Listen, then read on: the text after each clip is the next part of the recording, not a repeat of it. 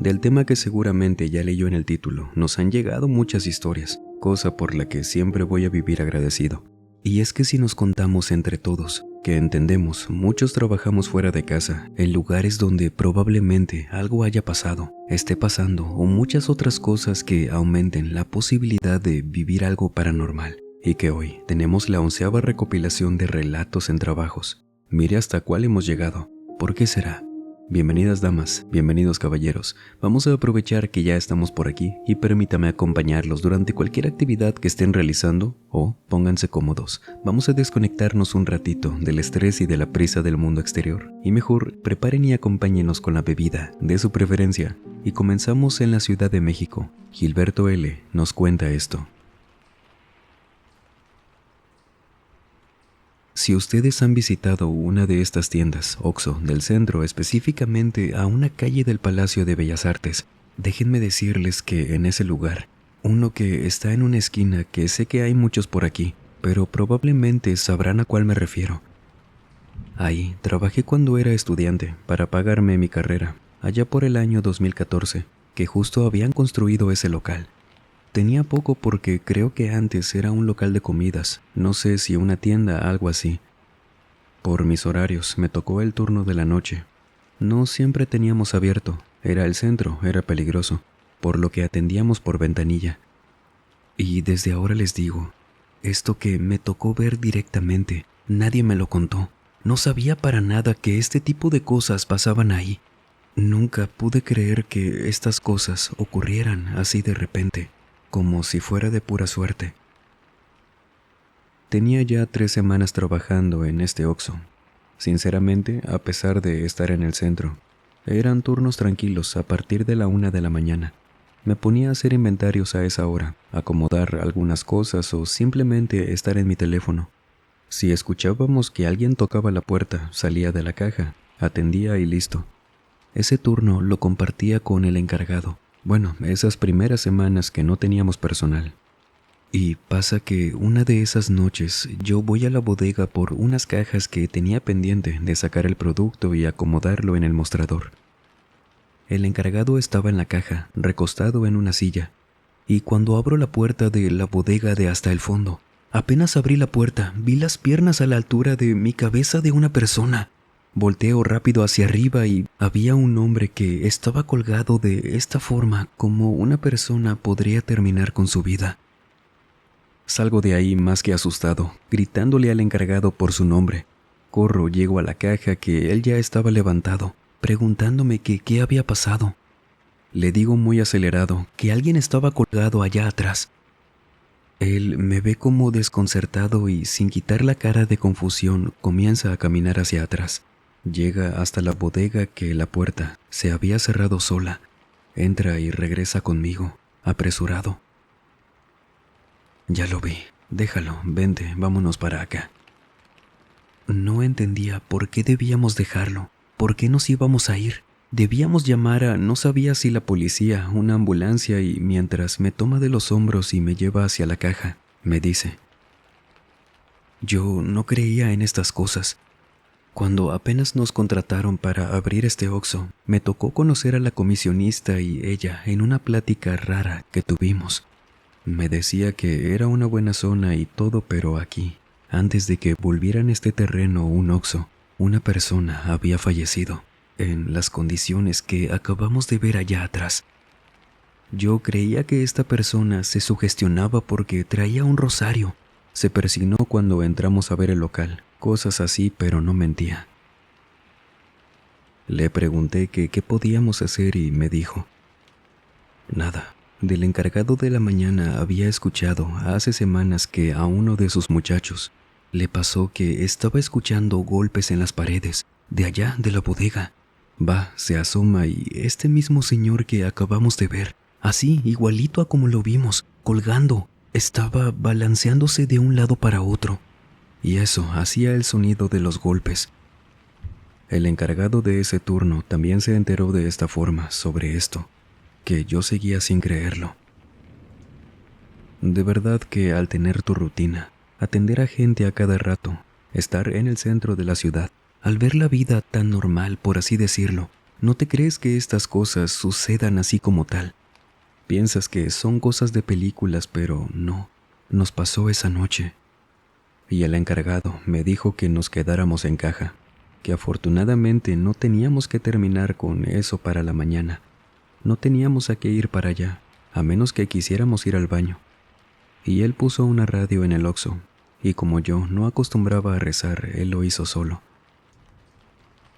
Mi gerente sí fue al baño esa noche. Me dijo que le deseara suerte, y yo lo vi abriendo la puerta desde la caja. Cuando no vio nada, me pidió que lo esperara en la puerta, que no dejara que se le cerrara. Salió y ya no había nada.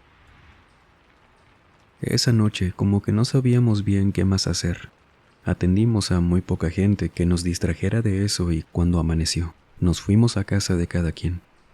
Pero los turnos que luego siguieron de eso, antes de cambiarme al turno de la mañana, que recordando lo que me contó el encargado, no estaba exento de que pasara algo así. Y solo en 2 ocasiones, una de noche, me tocó que escuchara una vez con el encargado golpes en la puerta de la bodega. Y el encargado me decía que esperáramos, que no fuéramos. Y ese ruido se quitaba. Pero el miedo también. Para nada, seguíamos con el miedo de que aquel hombre que vimos esa vez siguiera por allá. Y en la otra ocasión que me tocó algo raro fue en la mañana. Yo estaba trabajando solo. Mi compañero de ese turno se fue a comprar unos tacos afuera del Oxxo. Y yo escuché que alguien estaba al fondo de la tienda, hablando. Sí, sonaba que había alguien atrás de esa puerta, pero nadie podía pasar.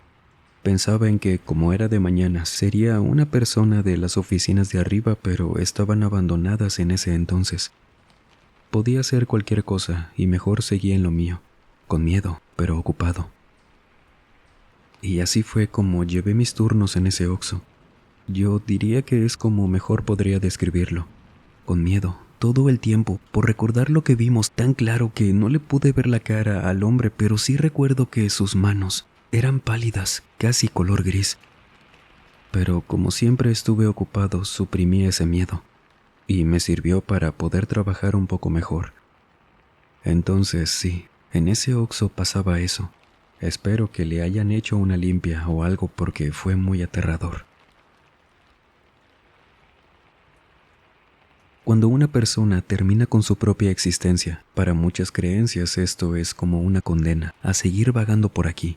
Y hemos entendido también con estos testimonios que marcan estos lugares, a veces con cosas diferentes, con visiones extrañas o, como en este caso, un recuerdo de lo que ocurrió. ¿Cómo se supone que se pueden ayudar a estas almas? Si se limpia un lugar, ¿qué pasa con esa persona que aún se puede ver? Escríbanos, siempre es interesante aprender del tema. En lo que nos vamos hacia Puebla, México, Ignacio Cuevas nos cuenta lo siguiente.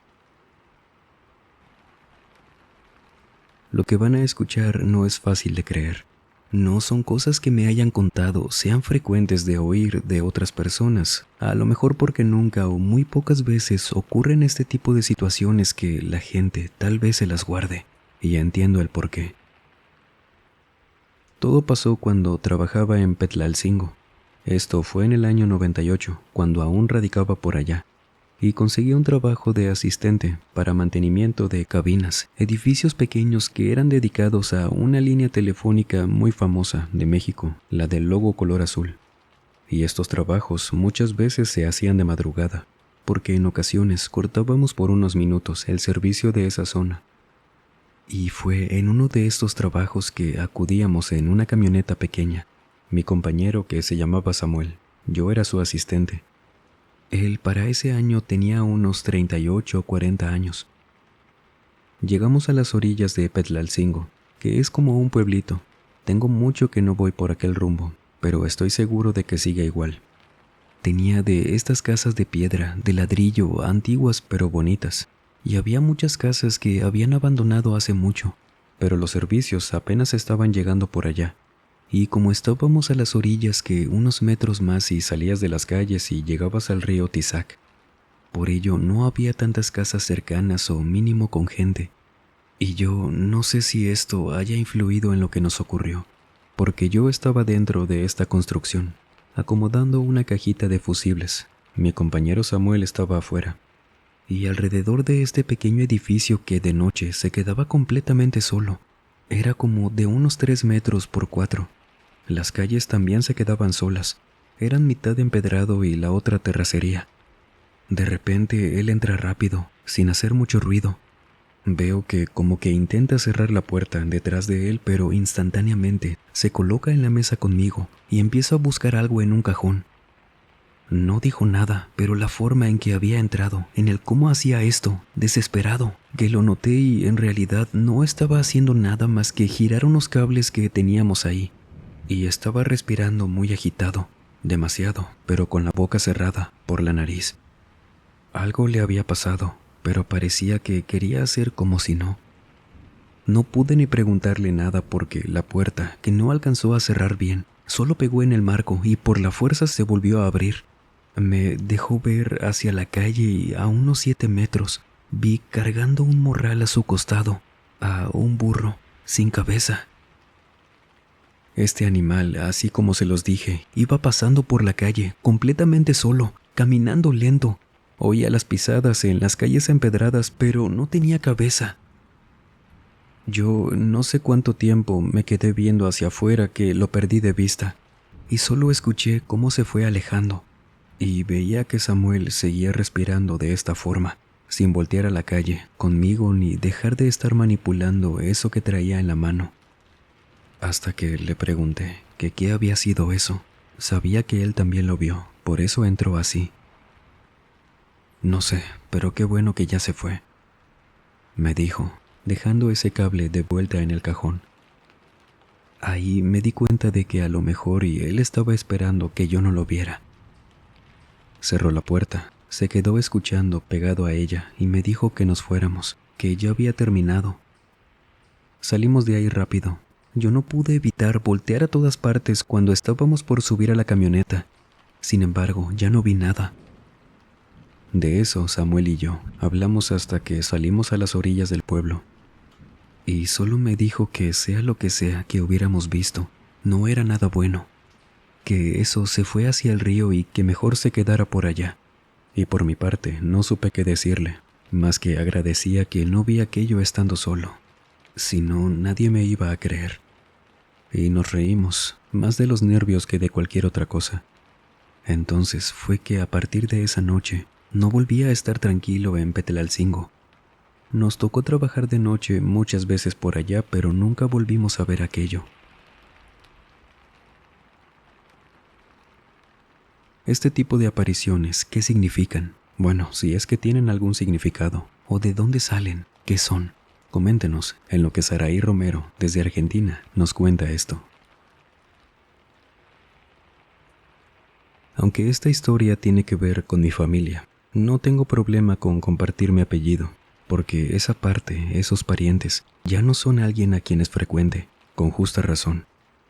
Les voy a contar mi única experiencia paranormal, y espero de todo corazón que sea la última. Ya pasaron muchos años de esto, pero uno nunca sabe cuándo pueda volver a suceder. Cuando tenía 16 años, en el 96, trabajaba en una tienda por mi casa. Era de Tucumán, cerca de Los Pocitos. Y si alguien es de por acá, de por esos años, recordará esa parte bonita, muchos árboles y la gente se conocía fácil. Y la verdad es que mis días en mi trabajo siempre fueron de lo más tranquilo. Hasta que una tarde, mi jefa, la dueña de la tienda, que era una tienda de productos de todo tipo para la casa, llega conmigo de una vuelta que tuvo que atender y me pregunta: Bella, vi a tu tío hace rato. Lautaro me dijo que se llamaba. Me preguntó por ti. Yo no lo conocía. ¿Es pariente tuyo? No le dije que trabajabas aquí por si no es pariente tuyo. La dueña siempre me decía así, Bella.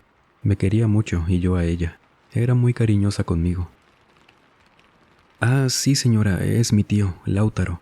¿No le dijo para qué me buscaba? Yo casi no hablo con él. De hecho, no me cae tan bien. Le dije, y era cierto, era tío por parte de mamá, que nunca tuve una buena relación con él. Esto es algo que les contaré más adelante. No, no me dijo. Si te soy honesta, se veía muy enojado. Él se acercó conmigo y me preguntó directamente que dónde estabas, diciendo tu nombre. No sabía que él me conocía. Le dije que no sabía, que no te conocía por si las dudas. Su cara no me daba confianza. Perdóname, es lo que pensé. Eso no tenía sentido, porque no, mi tío Lautaro no conocía a mi jefa. No tenía conocimiento de que él sabía dónde trabajaba yo, quién era mi jefa y aparte, para qué me buscaba. Pensé entonces en que a lo mejor y algo malo había pasado en casa de mi abuela, para irme a buscar hasta mi trabajo. Era raro, porque mi jefa me dijo que se lo topó justo a una casa de la tienda. Pero, ¿y si sabía dónde trabajaba, por qué no vino? Esto me preocupó.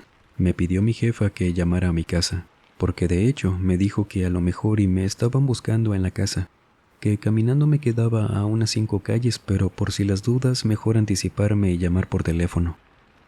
Le agradecí y le dije que sí. Pasó a su casa, que estaba pegada a la tienda.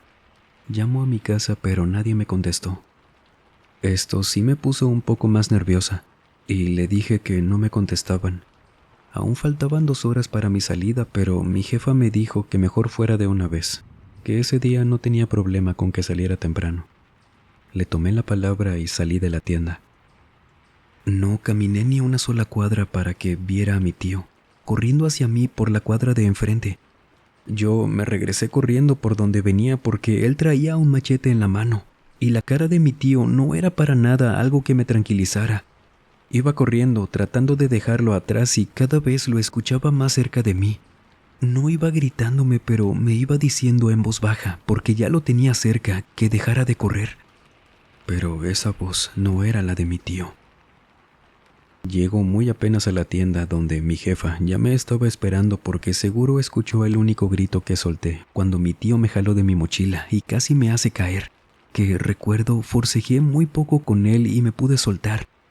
Mi jefa sale de la tienda, me toma de las manos, me vuelve a meter a la tienda, le cierra a la puerta y con todo el susto no me di cuenta cómo le hizo para que mi tío se fuera. Solo me preguntaba si estaba bien. Yo tratando de respirar, de calmarme, y vi que salió de la tienda de vuelta. Se asomó a los lados y fue a recoger mi mochila, que se quedó tirada en la calle. No sabía qué decirle a mi jefa, y tuve que contarle la verdad, porque ella me dijo que llamáramos a la policía. Le pedí que no, que esto teníamos que arreglarlo con la familia porque mi abuelita siempre defendía a mi tío. Él no era una persona buena. Siempre me decía groserías, me hablaba muy feo, y cuando se enteró de que estaba trabajando, no me quitaba del concepto de ni para qué decirlo, puras cosas malas. Por ello, siempre le pedí a mis padres que ni por error se les saliera decir dónde trabajaba. Mi abuelo, a diferencia de mi abuela, sí me defendía de él. A veces hasta le daba cachetadas si me hablaba feo. Pero mi abuela era quien siempre lo defendía de todos. Era una persona mala que me estoy absteniendo de decir todo por acá de lo que me hacía. Mi abuelo ya había fallecido para ese entonces, hace 1 año. Se lo conté a mi jefa y ella me llevó a mi casa en su auto. Llegamos, me preguntó que si quería que hablara con mis papás, acompañándome, pero le dije que no, no había problema, mis padres sí me creían. Y no saben cuántas veces le agradecí esa tarde por haberme salvado cuando regresé a mi trabajo. Entro a mi casa y le cuento todo lo que pasó a mis papás. Sé que les afectó mucho lo que les dije porque ellos se quedaron viéndome, muy sorprendidos. Luego, ellos se voltearon a ver entre ellos y mi mamá me dijo: «Hija, ¿estás segura que fue tu tío Lautaro?» Le dije que sí, no lo podía confundir, era mi único tío. «Saraí, escúchame, es que tu tío falleció hace 2 semanas. Se cayó en la calle por andar con la bebida encima y se pegó muy fuerte en la acera. No te habíamos contado porque nos alejamos de él hace mucho y sabíamos que tú ya no querías saber nada de él. No es que me diera lástima a mi tío, es que yo no podía creer que no solo yo lo vi. Me jaló de mi mochila, casi me hace caer. Mi jefa lo vio 2 veces, ella no sabía siquiera que era mi tío. Y haber escuchado esto de mi madre, enterarme de eso me asustó mucho. No tenía idea de qué diablos había pasado. Mis padres trataban de tranquilizarme, diciéndome que me creían porque yo estaba desesperada, diciéndole que no podía ser porque hasta mi jefa lo había visto cuando me persiguió, que a ella le preguntó si yo estaba en el trabajo, todo lo que ya saben ustedes. Y ellos me decían que entendían, que tampoco sabían qué pudo haber sido, pero mi tío había fallecido, era cierto. Como llegué temprano a la casa, fui con mi abuela. Mi padre me quiso acompañar. No sabía para qué. Quizás solo tenía que verlo por mi cuenta. Estaba muy aturdida por la noticia, por lo que pasó. Y cuando le conté a mi abuela de lo que vi, que mi madre me dijo no se lo comentara, yo no me quise aguantar. Y la única respuesta de mi abuela fue una que no vi venir para nada. Hasta ese punto seguía con esas extrañas ideas de su hijo. Es una pena porque tu tío vivía enamorado de ti. A lo mejor por eso vino, te extrañaba mucho. Comprendí que era en vano hablar esto con esa parte de la familia. Mi papá, apenas ahí, fue que le puso un alto a mi abuela. Siempre se contuvo por mamá.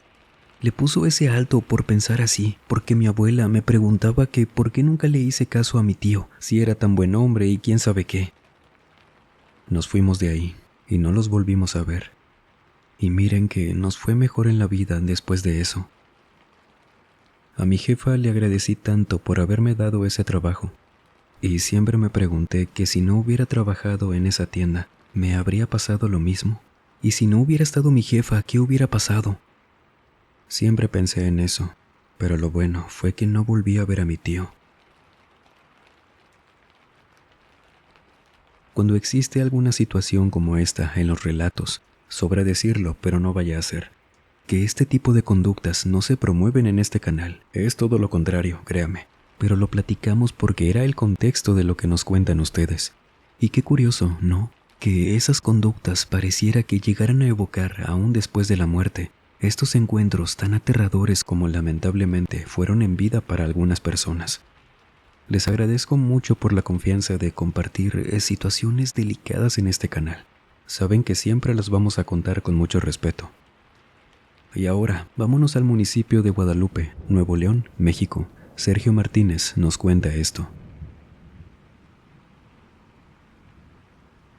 Con ayuda de mi hijo les hago llegar esta historia, ya que recientemente se viralizó un video en las redes sociales en el cual se puede ver cómo varios trabajadores de la empresa Ryder graban los gritos de un niño que pueden escucharse al interior de la planta, donde al parecer el infante busca a su madre, es lo que se alcanza a entenderle, y no sé realmente si sea verdad o no. No sé si ya lo habrán visto. El punto es que yo trabajo para esta empresa, solo que no laboro en esa planta, sino en otra que también se encuentra en Nuevo León. De manera que le mandé ese video a mi hijo Edgar, quien me está ayudando a redactar, puesto que a mí me lo enseñaron otros compañeros, y claramente fue un tema de qué hablar al ser trabajadores de la misma compañía, y sobre todo porque a veces nos mandan a diferentes plantas. Puede ser únicamente por una semana o incluso días. La cuestión es que mientras comentábamos el video con estos compañeros, cada quien comenzó a contar sus experiencias ahí en esa planta, las cuales le comenté a mi hijo y es por eso que nos animamos a contárselas. Esta planta, que es propiedad de la compañía Carrier, a la que Ryder le presta servicio y la que protagoniza ese video que les cuento, es relativamente nueva y se encuentra ubicada en una carretera donde no hay nada más que puras fábricas, por lo que es muy arriesgado deambular por ahí. Esto porque hay muchos tráileres y vehículos de carga pesada. Sin embargo, antes era mucho más peligroso, puesto que con el paso de los años se ha actualizado esa avenida.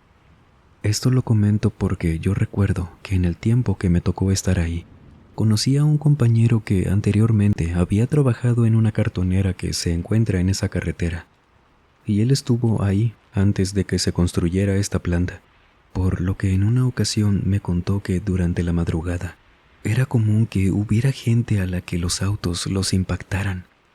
Las personas que regresaban caminando a casa no se podían ver bien para los conductores que manejaban en ese oscuro camino. Así que muchas personas perdieron la vida de esta forma.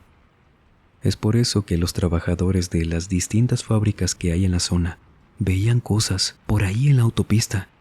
Por ejemplo, lo que más contaban mis compañeros y en lo que muchos concordaban es que en ciertos tramos podían verse personas caminando a un costado de la carretera, pero cuando un coche pasaba cerca y los iluminaba, desaparecían, confirmando así que se trataba únicamente de una sombra, un fantasma, un aparecido, por lo que muchos creían que eran las almas de las personas que habían fallecido por los autos.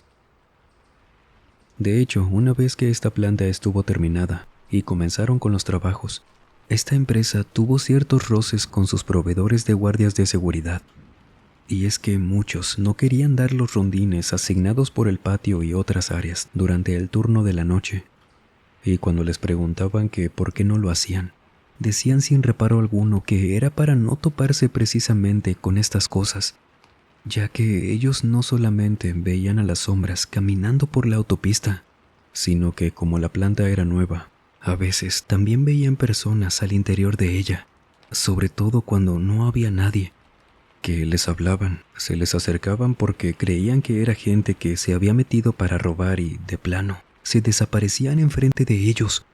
Y esto ahí en la planta se comenzó a hacer muy frecuente. Otro de los incidentes de los que más se habló, y yo estuve presente, fue el de un muchacho que era uno de los más jóvenes de la empresa. Trabajaba en la zona de almacén y embarques, especializándose en el montacargas, hasta que una noche abandonó su puesto. Lo buscamos por todas partes, pero no había rastro de él. Solamente había dejado el montacargas encendido en la zona de descarga, al borde del espacio donde se bajan las cosas, por lo que ya casi se caía.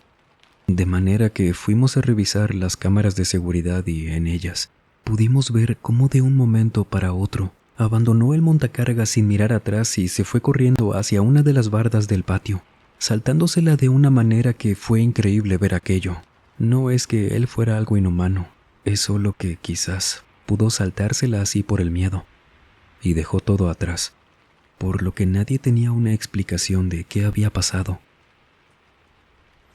Nos intentamos comunicar con él, pero no obtuvimos respuesta, hasta que eventualmente regresó unos días después, con un semblante completamente diferente. Ya no era el mismo muchacho entusiasta que había ingresado un par de semanas atrás. Él solamente llegó a presentar su renuncia y debido a que él estaba a mi cargo, le insistía en que se quedara, pero no había manera de convencerlo. Sin embargo, para que yo dejara de presionarlo, me dijo que me contaría lo que había pasado. Y si no le creía, al menos quería que entendiera por qué no pensaba reincorporarse a trabajar. Dijo que desde que lo movieron al turno de la noche, sintió algo diferente en el ambiente, como si constantemente algo lo estuviera vigilando, aunque estuviera trabajando completamente solo. Luego me dijo que eso fue escalando, porque empezó a escuchar ruidos, volteaba y veía de reojo sombras, pero no nos quiso decir nada porque no quería asustar a los demás, y también por el poco tiempo que tenía trabajando con nosotros, no quería que lo tacháramos de loco. Es solo que esa noche ya no pudo más. Se encontraba moviendo unas tarimas con el montacargas, cuando sintió cómo le tocaron el hombro derecho, y dice que al voltear vio a un niño detrás de él, un niño que le sonreía mucho. Rápidamente apartó la mirada y tras unos segundos se atrevió a mirar de nuevo, dándose cuenta de que ya estaba completamente solo. Así que pensó que quizás el cansancio le estaba pasando factura y había sido una alucinación. Sin embargo, en lo que pensaba eso, escuchó una risita de su lado derecho y al voltear otra vez vio al mismo niño sentado en el montacargas, junto a él. Con esa sonrisa, decía él, burlona. Ahí fue cuando no pudo más y salió corriendo, al grado de que llegó a su casa de esa forma, impulsado por la adrenalina que le había causado el miedo, ya que aunque su casa no quedaba muy lejos de ahí, aún así era demasiado para haber llegado corriendo desde la planta. Aún me están curando del espanto, Checo, me dijo, bastante afligido porque aun y cuando estaba renunciando a una gran oportunidad laboral, aquel evento lo había traumado de manera significativa. Afortunadamente, a mí jamás me ha pasado nada de esa magnitud. Sí, me he sentido observado en muchas ocasiones en la planta, durante ese turno, el de la noche, pero no pasa de ahí. Lo bueno es que estoy a una semana de jubilarme, y agradezco nunca haber pasado por algo así. Soy una persona bastante apegada al catolicismo, lo que al menos a mí me hace creer que Dios me cuida en todo momento, aunque no por eso bajo la guardia, y del mismo modo siempre les advierto a los de nuevo ingreso que pongan mucha atención durante ese turno. ¿Y usted ha trabajado en un lugar donde espanten o trabaja durante la noche? En el primer comentario le dejaré una lista de reproducción de puras experiencias en trabajos. Créanme, vale la pena escuchar estas historias. Gracias por escuchar este canal y a su servidor. O si usted tiene algún relato para contarnos, por favor, escríbanos a través de cualquier medio que le facilitamos en la descripción o en el comentario fijado. Siempre es un gusto. Y sin más por agregar, les mando un muy fuerte abrazo. Nos vemos en el próximo video. Y el último en salir, por favor, apague las luces y cierre las puertas del mausoleo. Buenas noches.